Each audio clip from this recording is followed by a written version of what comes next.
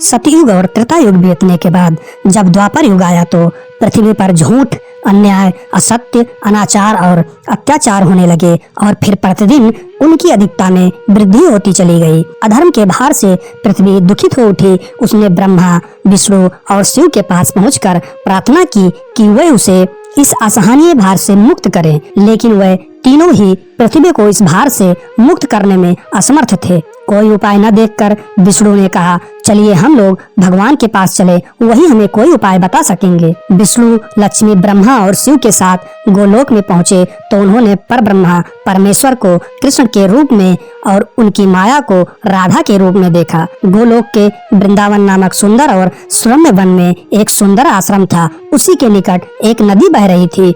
विष्णु ने परब्रह्मा परमेश्वर को पृथ्वी के दुख की गाथा सुनाई तो उन्होंने कहा, मैं पृथ्वी के दुख से परिचित हूँ। पृथ्वी को भार मुक्त करने के लिए शीघ्र ही मैं ब्रज में कृष्ण के रूप में अवतार लेने वाला हूँ। मैं वासुदेव की पत्नी देवकी के गर्भ से जन्म लूंगा और क्योंकि मैं अपनी माया से और मेरी माया मुझसे पृथक नहीं रह सकती, इसलिए मेरी माया राधा के रूप में बरसाने में वृषभानु गोप के घर में जन्म लेगी और उसके बाद मैं पृथ्वी को इस भार से मुक्त दिलाने का प्रयास करूंगा। क्योंकि एक एक पापी का वध करना कठिन है, इसलिए मैं ऐसा उपाय करूंगा कि संसार के समस्त पापी स्वयं ही लड़ भिड़ कर पृथ्वी को भारहीन बना दें। आप लोग निश्चिंत होकर अपने अपने को पधारिए और मेरे आदेशों का प्रतीक्षा कीजिए। विष्णु आदि देवताओं ने परमेश्वर को प्रणाम किया और अपने अपने लोक में आकर परम पिता के आदेश की प्रतीक्षा करने लगे। कुछ समय बाद ही अत्याचारी और अनाचारी मथुरा नरेश कंस के कारागार में बंदी वासुदेव की पत्नी देवकी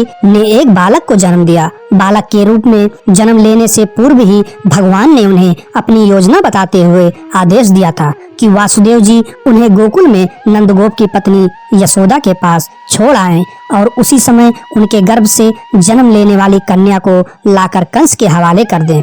वह कन्या मेरी योग माया है। वासुदेव ने ऐसा ही किया और कृष्ण गोकुल में नंद गोप की पत्नी यशोदा की गोद में पलने लगे। उसी समय उनकी माया ने भी राधा के रूप में बरसाने के वृषभानु गोप की पत्नी के गर्भ से जन्म लिया, जिसका नाम माता पिता ने बड़े चाव से राधा रख दिया। दो अलग अलग गांव में रहते हुए भी राधा और कृष्ण बचपन से ही एक दूसरे को चाहने लगे थे। वन में गायें चराते हुए अक्सर राधा से कृष्ण की भेंट हो जाया करती थी। फिर जब वह दोनों बड़े हो गए तो जब भी रात की बेला में कृष्ण अपनी बांसुरी के स्वरों द्वारा अपनी प्रियतम राधा को पुकारते, राधा अपनी सहेली गोप बालाओं के साथ कृष्ण के पास पहुंच जाती। राधा और कृष्ण का यह प्रेम दो किशोर लड़के लड़की का प्रेम था, जो थोड़े से दिनों में ही पूरे ब्रज में चर्चित हो गया। नंद बाबा और यशोदा ने चाहा कि कृष्ण का विवाह राधा के साथ कर दिया जाए। उधर बरसाने में वृषभान और उनकी पत्नी कलावती की भी यही इच्छा थी। एक शुभ दिन देखकर राधा और कृष्ण की सगाई कर दी गई। पूरा ब्रज प्रदेश आनंदोल्लास भरे उत्सव से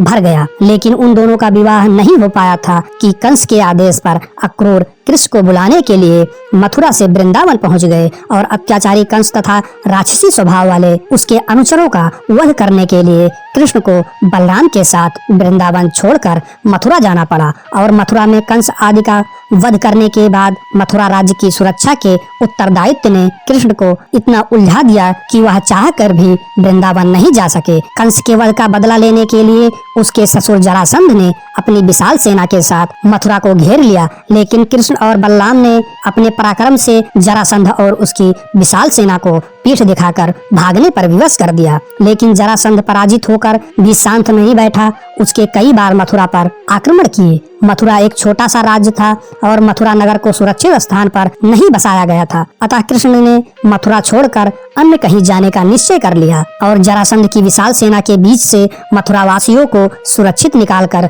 हजारों योजन दूर भारतवर्ष के पश्चिमी सागर तट पर ले गए और द्वारका नगर की स्थापना करके एक शक्तिशाली यादव राज्य स्थापित कर दिया। अक्रूर के साथ मथुरा छोड़कर आने के बाद कृष्ण और राधा का मिलन फिर कभी नहीं हुआ, लेकिन वह आजीवन एक दूसरे को भूल नहीं पाए। वैभव संपन्न द्वारका में अनेक सुंदर पत्नियों का प्यार पाकर भी वह राधा के प्यार को नहीं भूल पाए और संसार आज भी राधा कृष्ण के प्रेम को एक आदर्श प्रेम के महान तथा अमर प्रतीक के रूप में याद करता है। उनकी मूर्तियां भारत के मंदिरों में ही नहीं विदेशों में भी उनके मंदिरों में प्रतिष्ठित है और लोग बड़े भक्ति भाव से उनकी पूजा आराधना करते हैं। अगर ये कहानी आपको अच्छी लगती है प्लीज लाइक करें, शेयर करें और अपने भाई का चैनल सब्सक्राइब करके अपने भाई का सपोर्ट करें।